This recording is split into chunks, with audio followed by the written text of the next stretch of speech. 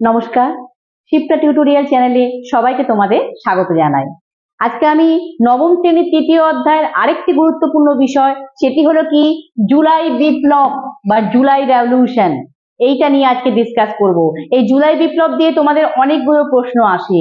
একটা 8 নম্বরের প্রশ্ন আসতে পারে যে জুলাই বিপ্লব কেন হয়েছিল, তার কারণ কি এবং তার ফলাফল আলোচনা করো। এছাড়াও ছোট ছোট প্রশ্ন আসতে পারে, যেমন জুলাই অর্ডিন্যান্স কাকে বলে, জুলাই রাজতন্ত্র কাকে বলে। তা আমি সবকিছুই কিন্তু এখন আমি ডিসকাস করব। তো জুলাই রেভলিউশন, সেই জুলাই রেভলিউশনের রিজন এবং তার কি এফেক্ট হয়েছিল ফ্রান্সে, সেটা আজকে ডিসকাস করব। তো এই যে জুলাই বিপ্লব, যেটা ফ্রান্সে হয়েছিল 1830 সালে জুলাই মাসে, 1830 জুলাই মান্থে, সেই জুলাই বিপ্লব ছিল ফ্রান্সের ইতিহাসে একটা যুগান্তকারী ঘটনা, একটা ইপোক মেকিং একটা ইভেন্ট ফ্রান্স হিস্ট্রিতে, ফ্রেঞ্চের হিস্ট্রিতে আর। তো সেই যে জুলাই বিপ্লব হয়েছিল তার তো নিশ্চয়ই কোনো কারণ ছিল। এই যে কোনো বিপ্লবেরই কারণ থাকে, তারও এই বিপ্লবেরও কারণ ছিল, এবং কিছু একটা প্রত্যক্ষ কারণ থাকে, মানে ডাইরেক্ট কজ থাকে, এবং ইনডাইরেক্ট কজ থাকে, মানে পরোক্ষ কারণ, মানে একদম যেটা আর কি, যে কারণে বিপ্লবটা হয়েই ছিল, এবং পারিপার্শ্বিক একটা এনভায়রনমেন্টাল একটা কাজ করে যে কিভাবে বিপ্লবটাকে এগিয়ে নিয়ে যাওয়া হয়, তো সেটাকে পরোক্ষ কারণ বলা হয়। আর যেটার জন্যই বিপ্লবটা হয় সেটা প্রত্যক্ষ কারণ। তো এই বিপ্লবের ক্ষেত্রেও কিছু প্রত্যক্ষ কারণ ছিল, এবার আমি সেইটা আলোচনা করব। তো এই যে জুলাই বিপ্লব বা জুলাই বিপ্লব হয়েছিল, সেটার প্রত্যক্ষ কারণ হলো দশম চার্লসের প্রতিক্রিয়াশীল নীতি। দশম চার্লসের প্রতিক্রিয়াশীল নীতি বা রিঅ্যাক্টিভ পলিসি। সেটা কি?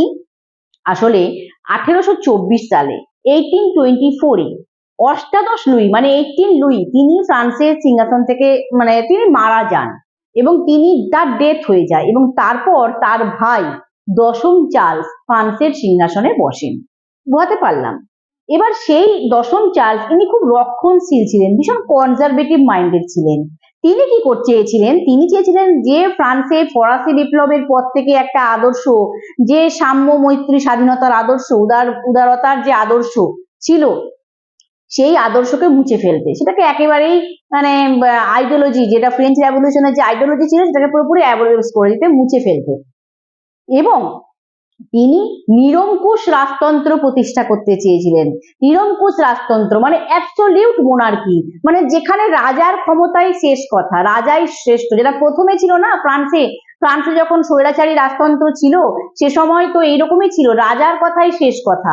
সেই আমি রাষ্ট্র যে কথাটা বলেছিলেন ফ্রান্সে ফরাসি রাজা চতুর্দশ লুই, তো ঠিক সেই রকম এই দশম চার্লসও কিন্তু চেয়েছিলেন যে নিরঙ্কুশ রাজতন্ত্র প্রতিষ্ঠা করতে বা অ্যাবসলিউট মোনার্কি এস্টাবলিশ করতে।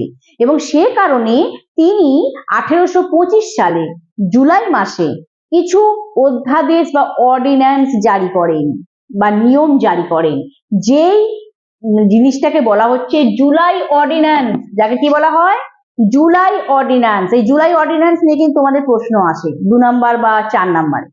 তো এই যে 1825 সালে 1825 এর জুলাই মান্থে তিনি রাজা দশম চার্লস যে কিছু অর্ডিন্যান্স নিয়েছিলেন, নিয়ম জারি করেছিলেন আর কি, সেটাকে জুলাই অর্ডিন্যান্স বলা হচ্ছে। সেগুলো কি কি? প্রথম হচ্ছে সংবাদপত্রের স্বাধীনতা খর্ব করেছিলেন, মানে নিউজ পেপারের ফ্রিডমটাকে তিনি নিয়ে নিয়েছিলেন। সংবাদপত্রের ওপর সেন্সরশিপ চালু করেছিলেন বা নিউজ পেপারের ওপর সেন্সরশিপ চালু করেছিলেন।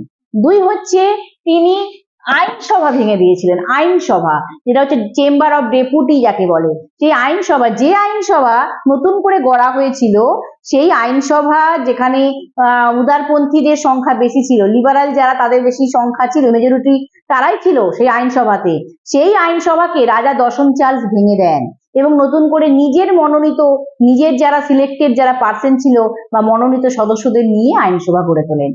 পুরনো আইনসভা, যেটা উদারপন্থীদের নিয়ে গড়ে ওঠা যে আইনসভা, সেটাকে ভেঙে দিয়েছিলেন। তারপর কি করেছিলেন? 3 নম্বর কি নিয়ম নিয়েছিলেন? নির্বাচনী আইন পরিবর্তন। নির্বাচনী আইন মানে ইলেকশনের যে ল, সেটাকে তিনি চেঞ্জ করেন। কি করেন তিনি? তিনি ভোটার যে সংখ্যা, ভোটিং সিস্টেমে যে ভোটার সংখ্যা, সেটাকে তিনি পরিবর্তন করেন, কমিয়ে দেন। তিনি কি করেন? অভিজাত এবং জমিদারদের ভোটাধিকার দেন। ল্যান্ডলর্ড এবং যারা অ্যারিস্টোক্রেট ছিল তাদেরকে ভোটিং রাইট দেন, কিন্তু সাধারণ জনগণ ভোটাধিকার হারিয়ে ফেলে। ভোটিং দেওয়ার রাইটটা তার আর থাকে না পাবলিকদের, কারণ তিনি ঘোষণা করেন যে যে সমস্ত পাবলিকরা বছরে বা অ্যানুয়ালি 300 ফ্রাঙ্ক বা 300 ফ্রাঙ্ক কর দিতে পারবে বা কর দেওয়ার যোগ্য হবে, ট্যাক্স দেওয়ার ক্যাপাবল হবে, তারাই একমাত্র ভোট দেওয়ার অধিকারী হবে বা ভোটিং রাইট তারা পাবে। সে কারণে ভোটাধিকারের ক্ষেত্রে, নির্বাচনের ক্ষেত্রে নতুন নিয়মটা তিনি আনলেন। তার ফলে সাধারণ জনগণের ভোটাধিকার হারিয়ে যায়, ভোটিং রাইটটা তারা হারিয়ে ফেলে। এটা হচ্ছে 3 নম্বর। 4 নম্বর হচ্ছে কি, নতুন নির্বাচন ঘোষণা করেন, নতুন ইলেকশন তিনি অ্যানাউন্স করেন। তিনি জনগণের কোনো মতামত তিনি নেননি, পাবলিক ওপিনিয়নকে তিনি গুরুত্ব দেননি, না দিয়ে তিনি ভোটার সংখ্যাকে পুরো 3/4 কমিয়ে দেন। 3/4, 3 ভাগের 4 ভাগে 3 ভাগ পুরো কমিয়ে দেন, দিয়ে তিনি নতুন করে একটা নির্বাচন ঘোষণা করেন, নতুন করে ইলেকশন করেন, যাতে সাধারণ জনগণের সেই নির্বাচনে কোনো ভূমিকা না থাকে। গণতান্ত্রিক ভাবে আর ভোটটা হয় না, ডেমোক্রেটিক ভাবে আর ভোটটা হয় না, যে কারণে ফরাসি বিপ্লব হয়েছিল ফ্রান্সে, সেই জিনিসটাকে দশম চার্লস আবার পুনরায় পরিবর্তন করতে চেয়েছিলেন। তাই তিনি এই অর্ডিন্যান্স গুলো জারি করেছিলেন, যেটাই জুলাই অর্ডিন্যান্স নামে পরিচিত। এই যে অর্ডিন্যান্স তিনি জারি করলেন, এই যে স্বৈরাচারী পদক্ষেপগুলো নিলেন, অটোক্রেটিক যে স্টেপগুলো নিয়েছিলেন, তা সেই পদক্ষেপগুলো নেওয়ার জন্য উদারপন্থী যারা ছিল, যারা লিবারাল ছিল, এবং প্রজাতন্ত্রী যারা ছিল, যারা রিপাবলিকান ছিল, জনগণের কথা যারা ভাবতো, যারা সাম্য, মৈত্রী, স্বাধীনতার আদর্শে বিশ্বাস করত, তারা কিন্তু যথেষ্ট দশম চার্লসের বিরুদ্ধে ক্ষুব্ধ হয়ে ওঠে বা অফেন্ডেড হয়। এটা একটা প্রত্যক্ষ কারণ ছিল, ডাইরেক্ট কজ ছিল জুলাই বিপ্লব হওয়ার জন্য। আর পরোক্ষ কারণ হিসাবে আমরা বলতে পারি জনগণের অর্থনৈতিক ও সামাজিক অসন্তোষ। জনগণের অর্থনৈতিক আর সামাজিক অসন্তোষ মানে সেই সময় পাবলিকদের যে ইকোনমিক্যাল এবং সোশ্যাল যে ডিসস্যাটিসফ্যাকশন ছিল, সেটা কিন্তু একটা ইনডাইরেক্ট কজ জুলাই বিপ্লবের ক্ষেত্রে বলা যেতে পারে। আসলে সেই সময় ফ্রান্সে তীব্র খাদ্য সংকট এবং অর্থনৈতিক মন্দা ছিল, ইকোনমিক ক্রাইসিস এবং ফুড ক্রাইসিস ছিল। আর একটা সেই সময় শিল্প বিপ্লব যখন হয়, ইন্ডাস্ট্রিয়াল যখন রেভলিউশন হয়, সেই সময় একটা নতুন বণিক শ্রেণী, মার্চেন্ট শ্রেণী, যারা বুর্জোয়াসি নামে পরিচিত, সেই বুর্জোয়ারা তারা কিন্তু রাজনৈতিক অধিকারের দাবি করে। তারা নতুন করে এই ভোটাধিকার, সাংবিধানিক অধিকার মানে কনস্টিটিউশনাল রাইট, ভোটিং রাইট, এগুলো তারা দাবি করে, নতুন বুর্জোয়া শ্রেণী বা নতুন বণিক শ্রেণী। কিন্তু দশম চার্লস সেই জায়গাতে চেয়েছিল পুরাতন অভিজাততন্ত্রকে প্রতিষ্ঠা করতে, মানে ওল্ড অ্যারিস্টোক্রেসি, যে অভিজাততন্ত্র আগে ছিল, রাজার পরে অভিজাতদের ক্ষমতা ছিল বলে মনে করছে, ফরাসি বিপ্লব পড়ানোর সময় তোমাদের বলেছিলাম, সেই অভিজাতদের সেই অভিজাততন্ত্র বা ওল্ড মোনার্কিকে এস্টাবলিশ করতে চেয়েছিলেন, যেটা কিন্তু একটা আরেকটা অসন্তোষের কারণ ছিল, এই সাধারণ সামাজিক আর অর্থনৈতিক অসন্তোষ হিসেবে এটা ধরা হচ্ছে। আর কি কারণ ছিল? আর ছিল ধর্মীয় ও সাংস্কৃতিক নীতি। আসলে দশম চার্লস সেই পুরাতন তন্ত্রে যেহেতু বিশ্বাসী ছিল, তাই জন্য তিনি কি চেয়েছিলেন, চার্চের ক্ষমতা পুনঃপ্রতিষ্ঠা করতে, যাজক সম্প্রদায়কে পুনরায় ক্ষমতায় আনতে, ক্লার্জি যারা ছিল তাদেরকে পুনরায় ক্ষমতায় আনতে, তাদের পাওয়ার ফিরিয়ে আনতে। কিন্তু ফরাসি বিপ্লবের পর সাধারণ জনগণের মধ্যে একটা ধর্মনিরপেক্ষতার আদর্শ ছড়িয়ে পড়েছিল, আইডিওলজি অফ সেকুলারিজম। সে কারণে ফ্রান্সের জনগণেরা আর সেই চার্চের ক্ষমতা, যাজকদের, ক্লার্জিদের, এদেরকে না পছন্দ করতে চাইছিল না, আর তারা সেটাকে মেনে নিতে পারছিল না। তাই এই যে সব কারণে দশম চার্লসের এই সমস্ত যে স্বৈরাচারী পদক্ষেপ, তার যে এই সমস্ত অটোক্রেটিক স্টেপস নিয়েছিলেন, তার ফলে এই ফ্রান্সে এই 1830 সালে 26 জুলাই থেকে 29 জুলাই 3 দিন ধরে, 26 to 29, 3 days, এই 3 দিন ধরে বিপ্লব হয়েছিল, যা জুলাই বিপ্লব নামে পরিচিত। এই দশম চার্লসের বিরুদ্ধে উদারপন্থীরা, প্রজাতন্ত্রীরা, রিপাবলিকানরা এবং লিবারাল যারা ছিল তার এবং ফ্রান্সের জনগণেরা সবাই মিলে, মানে উদারপন্থীরা এবং প্রজাতন্ত্রীরা, এরা জনমত গড়ে তোলে, এই দশম চার্লসের বিরুদ্ধে পাবলিক ওপিনিয়ন গড়ে তোলে এবং সাধারণ জনগণদের একত্রিত করে বিপ্লব সংগঠিত করে। এবং সেই 3 দিন ধরে যে বিপ্লব হয়েছিল, সেই বিপ্লবের ফলে দশম চার্লস ভয়ে পালিয়ে যান স্কটল্যান্ডে। সেই বিপ্লবে তিনি কিন্তু মোকাবিলা করতে পারেননি। যা ফ্রান্সের ইতিহাসে জুলাই বিপ্লব নামে পরিচিত।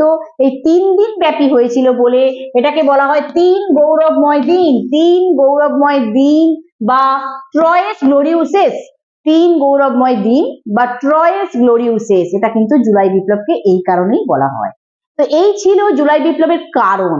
তা এই যে বিপ্লবটা হয়েছিল তার ফলাফল কি হয়েছিল, প্রভাবটা কি পড়েছিল ফ্রান্সে? এই বিপ্লবের ফলে প্রথম যেটা হয়েছিল সেটা হচ্ছে ফ্রান্সে যে স্বৈরাচারী বুর্ব রাজবংশের পুরোপুরি অবসান ঘটে। দশম চার্লস যখন স্কটল্যান্ডে পালিয়ে যান তারপরেই বুর্ব রাজবংশ, বুর্ব ডায়নেস্টি পুরোপুরি ডাউনফল হয়ে যায়।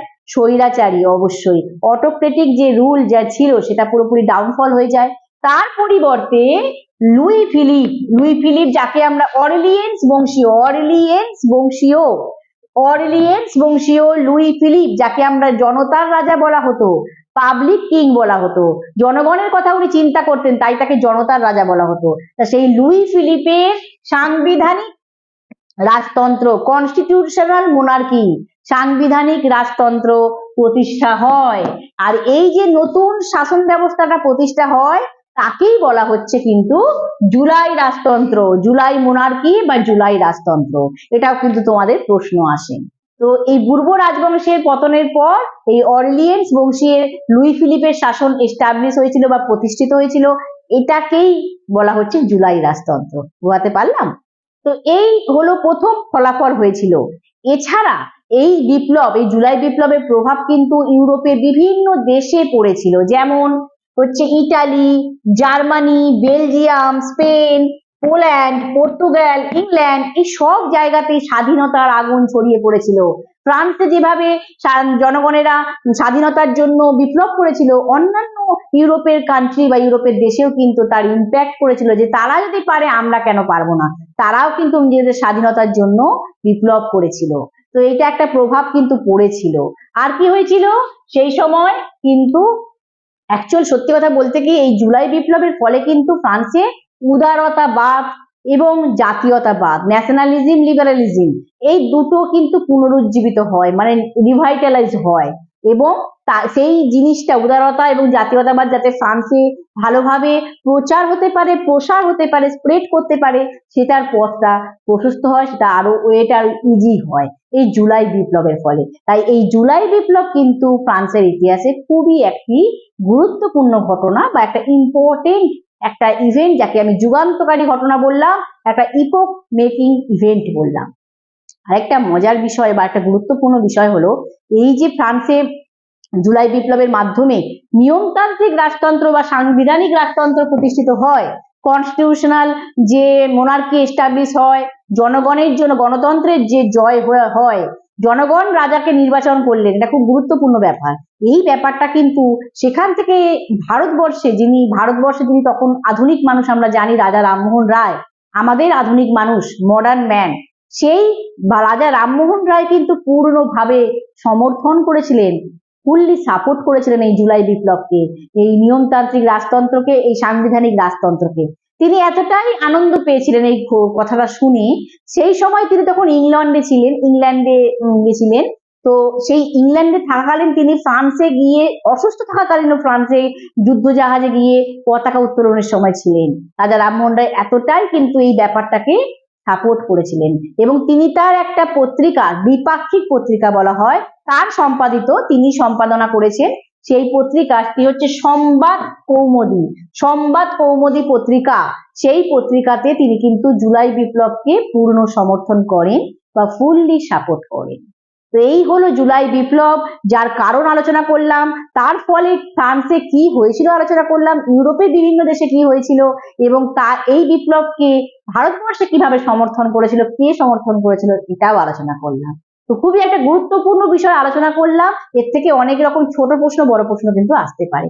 আশা করি তোমাদের বিষয়টা আমি ভালোভাবে বোঝাতে পেরেছি। আর এই আলোচনা শেষে তোমাদের আবারও বলতে চাই যে যারা এখনো শিপ্রা টিউটোরিয়াল চ্যানেল সাবস্ক্রাইব করোনি, তারা চ্যানেলটি সাবস্ক্রাইব করে নাও আর পাশে থাকা বেল আইকনটি অবশ্যই প্রেস করো, তবে নোটিফিকেশন পাবে। তাই বলছি অবশ্যই চ্যানেলটিকে যারা দেখছো এবং অনেকেই দেখো, তারা কিন্তু বন্ধু বান্ধবদের মধ্যে শেয়ার করে দাও, যাতে তারাও উপকার পায়, আমার প্রচেষ্টা তাহলে সফল হয়। এইখানে আমি আমার আলোচনা শেষ করছি। নমস্কার।